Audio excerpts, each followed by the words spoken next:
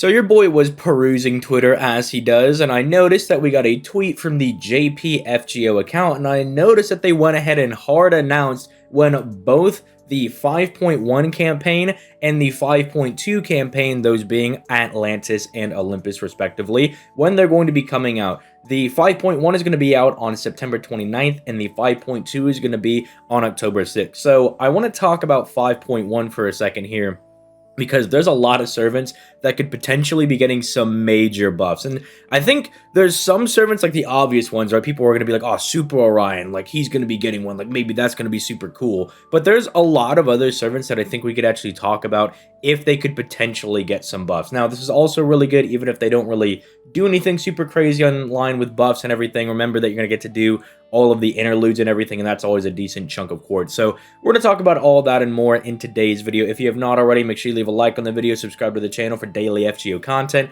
Make sure you peep the Twitch, which is linked down in the description down below. I stream there every weekday at 5 p.m. Eastern Standard Time. But with that being said, let's go ahead and start getting into just going over some of the servants that are going to be relevant in 5.1. Now, I've kind of sectioned them off, or kind of put them in an order that I think is like priority to who may not get something. So let's just go ahead and first talk about the people that might not get something, and that would be Chiron and Estrella, because they're both in the Lostbelt and they're both pretty important. Chiron's like pretty much one of the antagonists throughout the entirety of 5.1, and Estrella serves a pretty big role towards the middle end of the Lostbelt. But the reason I don't think that we might be getting any buffs for them is because they're not like playable servants, right? They're not like the guys we took with us. Granted, someone like Ivan also got a buff when we got the Lostbelt 1, right? But I think with so many beloved characters in our party, right, that we took with us throughout 5.1, I think they're going to get priority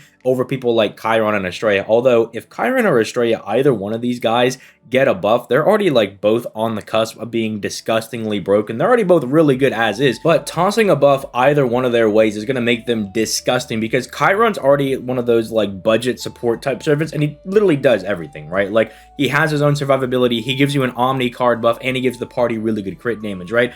And you could even say that his DPS NP has value because it removes the enemy's defensive buffs, and you could kind of have that go in front of your other NPs and kind of have him clear the way, so to speak, for them to like actually be able to do damage. So Chiron's already really good. If they buff him, he's going to be disgusting. And Estrella is just a really good arts crit servant, right? Like, she does pretty much everything you'd want an arts crit servant to do. She's not really lacking out on anything. Maybe you could say that they could like bump this arts buff to 3 turns. That would be something I would like to see, but you can't really like give her anything else. Like, she's already got like the battery, she already like confront stars, she can make stars. Her NP in and of itself after it was buffed, as you can see, is really good, right? The Pierce invincibility, bombing the stars, and anti-evil, like, she just already is really, really good as is. So if they do want to make her, I mean, she's going to go from being like really good to being absolutely bonkers. But let's talk about some of the other highlight servants, and these are pretty much the guys that are in our party. Now, spoiler alert, I don't have Canis here because I think it's probably more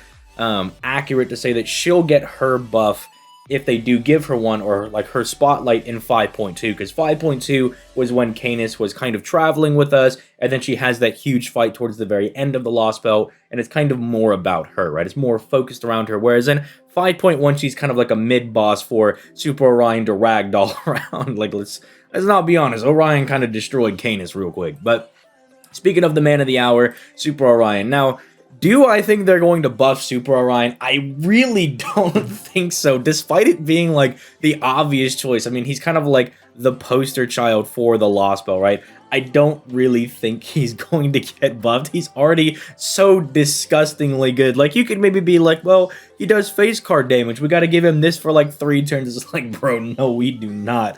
This guy is already doing ridiculous amounts of damage. Like, maybe the best thing you could do for him is like toss a battery or something his way so he can more consistently get to his NP, but even that isn't like super hard for him to do, especially with like certain CEs or certain support setups, if you want to actually go the support route for Super Orion instead of the solo route, right? Which, you know, I think actually lets you hit like insanely high highs with the guy. But I don't know, maybe a battery would be kind of nice to help him get to his NP a little more consistently, but what he definitely does not need is any more damage, right? Like, he's already got that on lock. If you've never used Super Orion and you're like, bro, what are you talking about? Look, you fire this NP twice and everything in the game dies. All right, like once this is up twice at the bare minimum, everything dies. Like there's nothing you're not going to be able to kill. It's like type disadvantage, neutral, advantage, doesn't matter. They're all getting obliterated. So if they do decide to buff him, no, he's not getting damage, right? Like, let's just make that super, super clear. They're not going to give him any more damage.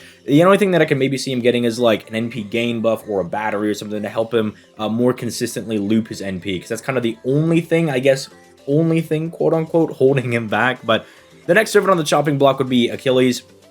Achilles is already pretty good right now. He's kind of got everything he would really want. He's got good survivability. He's got a good quick buff, NP gain. The battery is also really nice. He's capable of looping if you want to use him as your looper. I really don't know what they would actually go ahead and give him. I mean, an NP damage buff could be nice because since he already pretty much does everything you'd want a servant to have, like on all of these skills here, you know, it's like he doesn't really need anything else. Like maybe you could bump this to 3 turns and help his farming out a little bit. But I think probably an NP damage or NP damage buff, quote unquote, or an NP upgrade, right, would probably be the most likely thing for him to get, because his kit's already pretty fine as is. Like Achilles is blessed to be one of the, I don't know if you want to call him like an older servant, but I mean, we are in year 7 now. He is an older servant that is, you know, kind of blessed with a really good a kit that isn't really aging super badly, right? He's still perfectly fine. I mean, he's not OP or anything, but you could get the job done with him. That's all we're saying. Corday, I think, is very likely. I think she's super likely up there with like Mandricardo, because like Mandricardo and Corday have like some of the better scenes in the entirety of 5.1. And if there's someone that I want to see get a buff, it's Corday. Let's just, come on, Lisangle, let's shake hands. Let's just help her get that NP damage buff a little bit more consistently, because Corday with the NP damage buff is a completely different beast than Corday with the crit damage buff or the arts buff, right? You give her this, you have a completely different servant on your hands. And everything else, I think, is absolutely fine with her. Like her survivability with a double dodge is really good. I think this skill is very nice for giving her just nice burst damage and allowing her to pierce invincibility. Her NP is fine with the pierce defense as well, so she could pretty much pierce anything, right? That's kind of like the Kiara effect, quote unquote, although Kiara is solely on her NP, so you always have it up every time you fire, but you get what I'm saying. I think doing something with a third skill could be really cool, but if they want to keep that as a gimmick and they kind of want to keep her like this, maybe a buff to the second skill. Maybe let's just make these both 3 turns and let's call it a day or something. I think something like that could be really good. Maybe, I don't know, chuck a battery her way as well, right? Like, having a battery is never terrible at all, but I think she's one of the more likely candidates because people really, really like Corday, and like, you know, for good reason. She was really cool in 5.1, and she had one of like the better scenes in all of 5.1. So did Mandricardo. Mandricardo is pretty much like the homie character for FGO. He's like the best friend guy, and literally, spoiler alert, if you haven't played 5.1 yet, literally had like the cool self-sacrifice scene, right? All of that was like super sick. So if there's another servant, especially because this is like going to be on JP first, and they love Mandricardo over there, especially because it's like going to be there, right? I expect them to buff Mandricardo.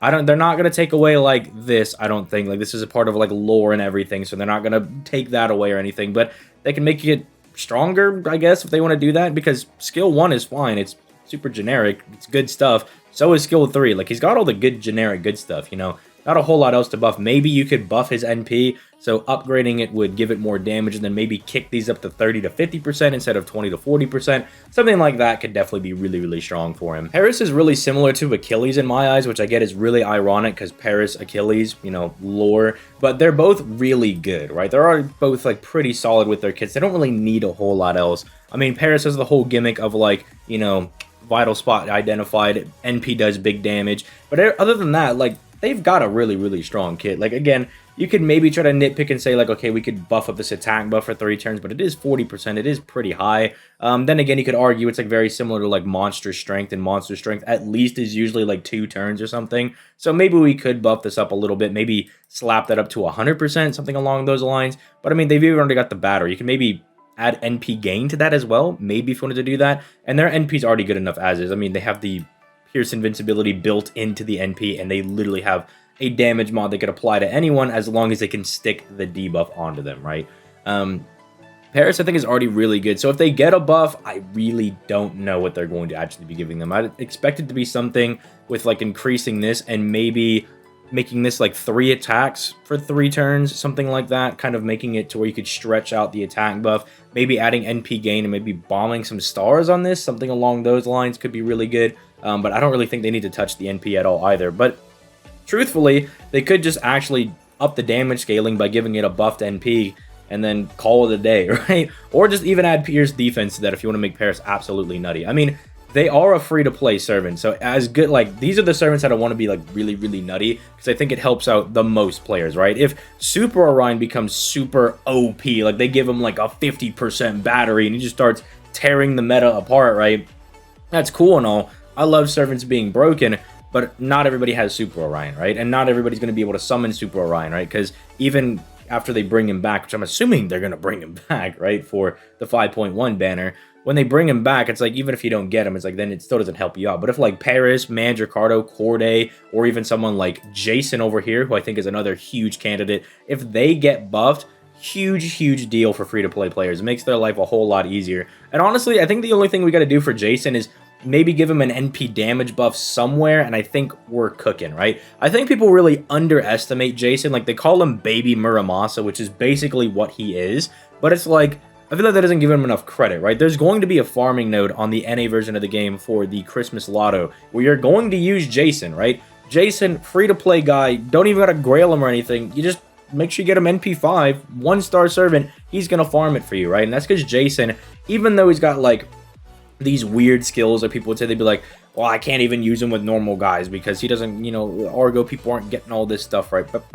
Like, they're complaining like that stuff. It's like, he's still got the basic fundamentals needed to be a very good farming servant, right? From that aspect, if you want to use him in that way, the 20% attack buff and the fact that he stacks arts on his NP is really good. And the fact that his hits are fine at 5, right? Like, 5 isn't super insane, but it does get the job done. They could maybe take off the accept himself, maybe on the 3rd skill, right? Maybe if they just want to make him a little bit better, that would be a buff in and of itself, because that's a battery, that's crit damage, that's star gen, that all helps him out. Or they could just kind of work on improving some of these skills, right? Or, I don't know, buff the NP and have him also stack NP damage and a arts buff, in which case he'll literally just be a 1-star Muramasa minus the battery, right? But Jason, I think, is another one. People really like Jason. I think he really proved himself in 5.1, especially towards the end, right? Then finally, we have these two that I don't think are going to be super likely because, like, Roberts and Chiome are there in 5.1, but it's kind of like, I don't know. I don't want to be mean to either of them because I don't, like, I'm not particularly fond of either, but I don't particularly hate either character, right? So this isn't coming from, like, a place of malice or anything. It's just, like, they don't really, like, do too much, right? They're kind of like the supporting cast, right? They're like the other people in the party, right? To kind of fill out the space, but they're not like the guys you remember, right? The guys you remember from 5.1 are Super Orion, you remember Corday, you remember Jason, you remember like Paris' scene, Mandricardo, you remember like all of their scenes, right? You remember Achilles, you know, like pretty much having that super long survival fight for literally half the dang Lostbelt, right? As you remember all of them, you don't really remember Chiome except for maybe like the one annoying quest where they have to like force you to use Chiome and Mash, and that doesn't exactly leave the best impact, right, on the player base, right? Or like it doesn't leave a very good impression, right? So I don't really think either of these two really are in the running for a buff. It's kind of like with Chiron and Estrella. I think with just how strong like the main party of 5.1 was written, that the buffs are going to come to a lot of the main party members, right? I think that's who's going to be getting all this stuff, and I've kind of outlined some things that I would like to see them get, but I'd also like to hear what you guys think in the comments down below. So with that being said, yeah, we have this is going to be coming, I believe this is next Wednesday. No, this is going to be Thursday, all right? It's going to be the 29th, so it is coming up within, you know, the next week. I'm looking forward to see what they're going to go ahead and drop, all that good stuff. You let me know your thoughts in the comments down below. I'm going to go ahead and get out of here. You guys have yourselves a nice day, and I'll see you in tomorrow's video. Peace. Late, guys.